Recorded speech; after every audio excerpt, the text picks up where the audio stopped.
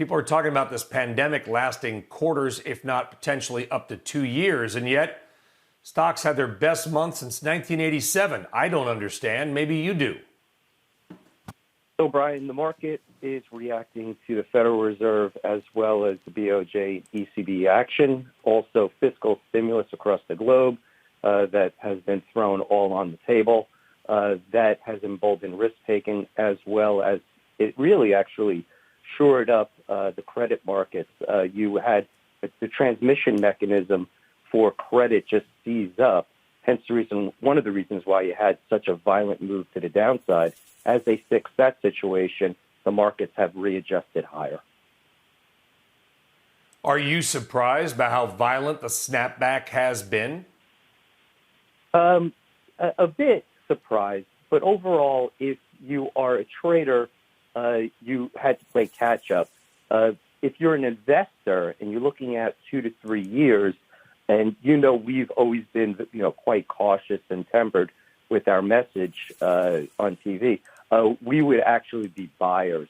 We'd be buying higher quality companies, the likes of Visa, the likes of Home Depot and Nike, companies that don't have a lot of debt on their balance sheet and have a tremendous amount of predictable free cash flow that goes out into year 3 and 4.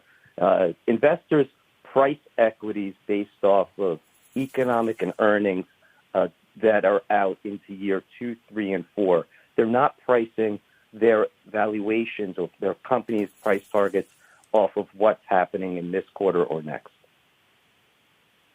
Nike you mentioned, but they are greatly exposed to China, and that economy is far from being back to normal. I'm surprised as a value guy, Nike is on your watch, Chad. Yeah, we own it. As it started to come in, valuations became much more attractive. What Nike has done, which is, Brian, what we find to be quite interesting, is that they've been able to pivot to more of an online mode of delivery.